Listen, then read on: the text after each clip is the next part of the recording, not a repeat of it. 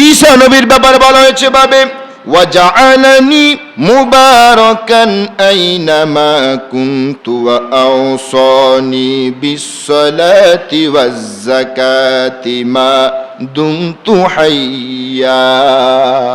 সূরা মরিয়মের মধ্যে আল্লাহ পাক আমাদেরকে ঘোষণা দিচ্ছেন যে আমি ঈসা নবীকে ঘোষণা দিয়েছি তুমি যেখানেই থাকো নামাজ পড়ো এবং যাকাত আদায় করো।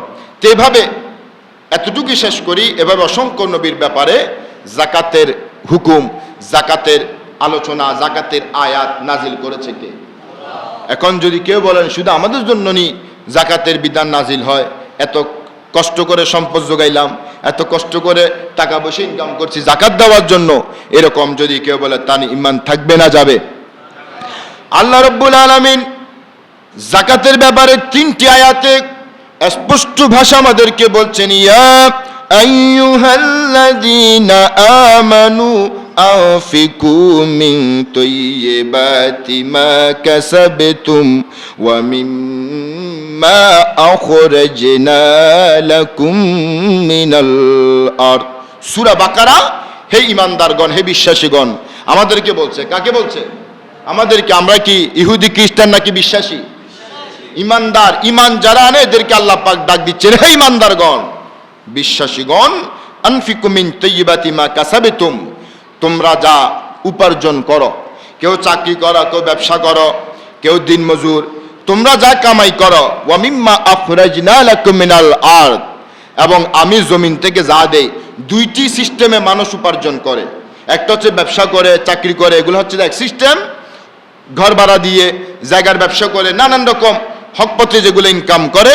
এক হচ্ছে আল্লাহ পাক যে আনফিকু মিন তাইয়্যিবাতি মা কাসাবতুম, তোমরা যে পবিত্র জিনিস, পবিত্র হালাল তোমরা অর্থ উপার্জন করো, এবং ওয়া মিম্মা আখরাজনা লাকুম মিনাল আরদ, আমি জমিন থেকে যে ধান, গম, আনারস, ফল, ফ্রুট, নানান রকম জিনিসপত্র উৎপন্ন করি, এই সব কিছু তোমরা খাও এবং আমি আল্লাহর পথে তোমরা ব্যয় করো। সুবহানাল্লাহ। দেখেন, এগুলো হচ্ছে যাকাতের ইঙ্গিত, যে যাতে আমরা আল্লাহ পাকের পথে আমরা যাকাত দিতে পারি। অন্য আয়াতে সূরা আরাফের মধ্যে বলা হচ্ছে ভাবে কুলু মিন সামারিহি ইযা আসমারা ওয়া আতু হাক্কাহু ইয়াওমা হাসাদিহি। কুলু মিন সামারিহি ইযা আসমারা, তোমরা জমিন থেকে যে ফসলগুলা খাও, যেমন এই যে ফল ফ্রুট এবং কত সুন্দর সুস্বাদু ফল, নানান রকম চাল, ধান, গম, এগুলা কোত্থেকে উঠে? বলে জমিন থেকে উঠায় কে? নাহলে একটু যদি স্বাভাবিক চিন্তা করেন যে জমিনের এত ক্ষমতা কেন? আপনি যতই জমিন করবেন সেখানে ময়লা আবর্জনা, পানি ছাড়া আর কিছু, ময়লা ছাড়া কিছুই। এই জমিনে শুধু একটু বীজ ফেলে দিলেন, কত চমৎকার ধান, গম, সুস্বাদু ফল, আনারস, কত রকম নানান জাতীয় ফল ফ্রুট আল্লাহ পাক বলছেন আমি এই জমিন থেকে তোমাদের জন্য উৎপন্ন করে দেই। জীবন সুবহানাল্লাহ। এভাবে এই সম্পদ আল্লাহ পাক আমাদেরকে দিয়েছেন যাতে আমরা এগুলার যথাযথভাবে আমরা যাকাত দিতে পারি। ওয়া তুহাক্কাহু ইয়াওমা হাসাদিহি, মনে রাখবেন সম্পদের যাকাত আমি শুরুতে বলেছি আপনাদেরকে যে 1 বছর ঘুরতে হবে। কয় বছর? 1 বছর ঘুরতে হবে। কিন্তু ফসল, আপনি ধান এবং গম, আপনি জমিন থেকে যা উৎপাদন করবেন, ফসল এবং নানান রকম জিনিস, গুদামজাত জিনিস, এই জিনিসগুলার 1 বছর প্রয়োজন নাই। ইয়াওমা হাসাদিহি ওয়া আতু হাক্কাহু ইয়াওমা হাসাদিহি, যেদিন কাটবেন সেদিনে আপনার উপর যাকাত ফরজ হয়ে যাবে। সুবহানাল্লাহ। দেখেন অন্যান্য নগদ সম্পদ, ক্যাশ এবং নানান রকম জায়গা জমিন সম্পদের আপনার 1 বছর ঘুরতে হবে। স্বর্ণ রৌপ্য, আপনার দামি নামি সমস্ত কিছুর 1 বছর ঘোরার আল্লাহ পাক আদেশ দিচ্ছেন। কিন্তু ফসলের জাকাতকে বলা ওসর, যেদিন উঠাবেন, যেদিন ধান কাটবেন, যেদিন গম উঠাবেন, ফসল ফলাদি উঠাবেন, আপনার 1 বছরের দরকার নাই, গতকালও আগামীকালও দেওয়ার সুযোগ নাই। আল্লাহ পাক বলছেন ওয়া আতু হাক্কাহু ইয়াওমা হাসাদিহি, যেদিন ফসল কাটবে সেদিনেই তোমরা আল্লাহর রাস্তায় যাকাত আদায় করে দাও। এখন যাকাতের এই যে ফসলের যাকাতের পরিমাণ অনেকে বুঝি না, এগুলোকে বলা ওসর। যদি বৃষ্টির পানিতে যদি আপনার এই ফসল হয়, যারা চাষবাস করেন বৃষ্টির পানিতে কিংবা নদীর পানি, আশেপাশে খাল ডোবার পানিতে যদি আপনি কত সুন্দর ফসল ফলান, শরীয়ত আল্লাহ পাক বলছেন যে প্রতি 10 মণে 1 মণ। কয় মণ? 10 মণ যদি ফসল হয় তাহলে যাকাত দিতে হবে কয় মণ?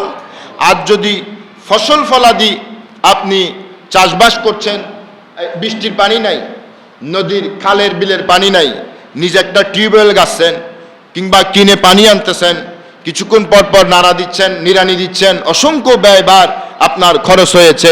আল্লাহ পাক বলছেন, বান্দারে আমি হচ্ছি রহমান, আমি কারোর উপর জুলুম চাপিয়ে দেই না। তো সুতরাং যদি এরকম কষ্ট করে ফসল উৎপাদন করো তাহলে 10 মণে 1 মণ দেওয়ার দরকার নাই, 20 মণে তোমরা 1 মণ যাকাত আদায় করে দাও। আল্লাহর হচ্ছে রহমান, আল্লাহ হচ্ছে কি? তাহলে এই যে জিনিসগুলো অনেকে বুঝি না, আমরা অনেকেই মানতেও চাই না, বুঝতেও চাই না, কখনো জানিও না ফসলের যাকাত কি। এবার আসুন গরু ছাগল। শরীয়তে আছে যে 40টি 30টি গরু 40টি ছাগল এই জাতীয়। তবে বর্তমান যেহেতু অধিকাংশ গরু ছাগল খামারের মধ্যে পালিত হয়, ঠিক না বলে? আগে বেশিরভাগ গরু পালিত হতো মাঠে ময়দানে, ওই খোলা মাঠে যদি কেউ লালন পালন করে এদের জন্য 30টা গরু 40টা ছাগল বকরি এরকম হুকুম আছে। কিন্তু বর্তমান যারা খামারিরা আছেন, কারণ দেখা যায় গরুকে ফ্যানের বাতাস খাওয়াইতে হয়, আছে না নেই?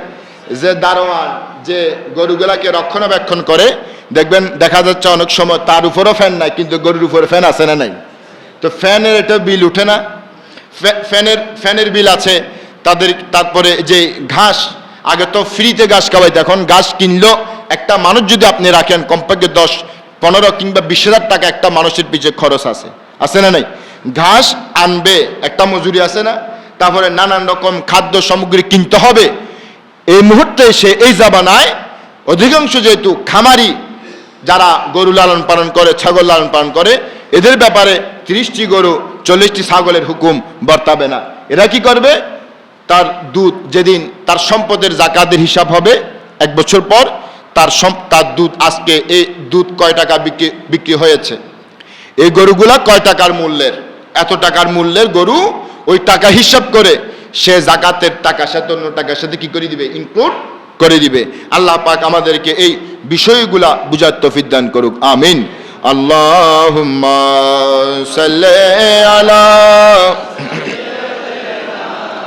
মাওলানা মুহাম্মদ ওয়া আলা আলি সাইয়্যিদিনা